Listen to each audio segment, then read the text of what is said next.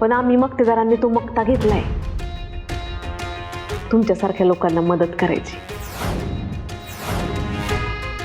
नाही खरंच ताई, काल रस्त्यावर कोणीच नसताना, मला सर्वात जास्त गरज असताना तुम्ही अचानक आलात, माझी मदत केली.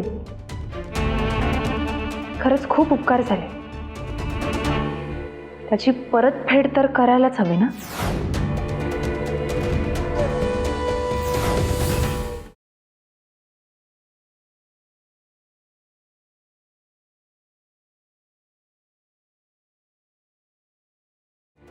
अगं एवढं काय केलंय मी? 4 माणसं गोळा केली, तुला पाणी पाजलं, गाडीत बसवले आणि घरी घेऊन आले. तेच काय उपकार फेड करणार तू?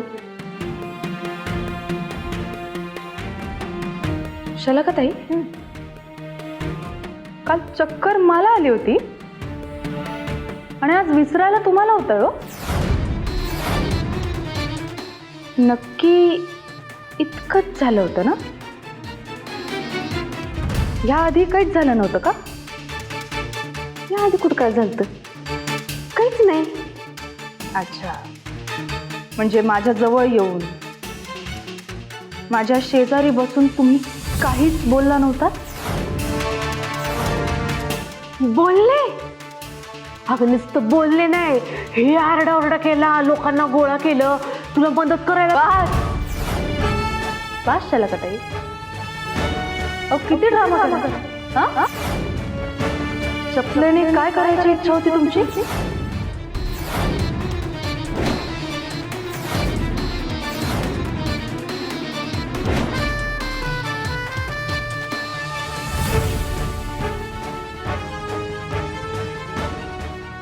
हो, मी बेशुद्ध पडले होते, ग्लानीत होते, पण ऐकू सगळं येत होतं मला. तुम्ही काय केलं ना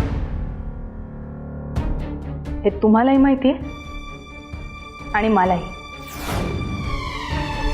मी ना कबड्डी प्लेअर आहे ताई. तंगड्या तोडून तोंडावर पाडणं मला चांगलंच येतं. हे बघ, आता काही बोलायचं नाही, आता फक्त ऐकायचं. आज मोठ्या मनाने माफ करते तुम्हाला. यापुढे असं काही करण्याचा विचारही केलात ना तरी दोन्ही हात आणि तंगड्या मोडून ठेवेल. त्यामुळे सांगतेय, माझ्यापासनं 4 हात लांबच राहिलात तर बरं होईल.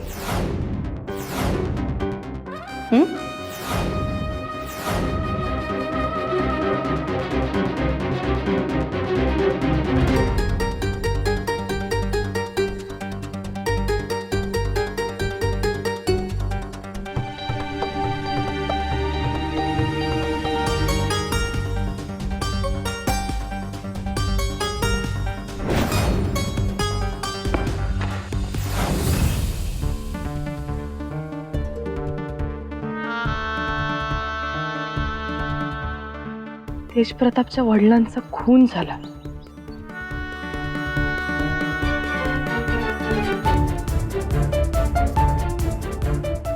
मग माईसाहेबांनी घरात सगळ्यांना सांगितलं की हा विषय परत काढायचा नाही. तो विषय तिथल्या तिथे बंद केला. नाही, तोपर्यंत ती शाळा सोडत नाही.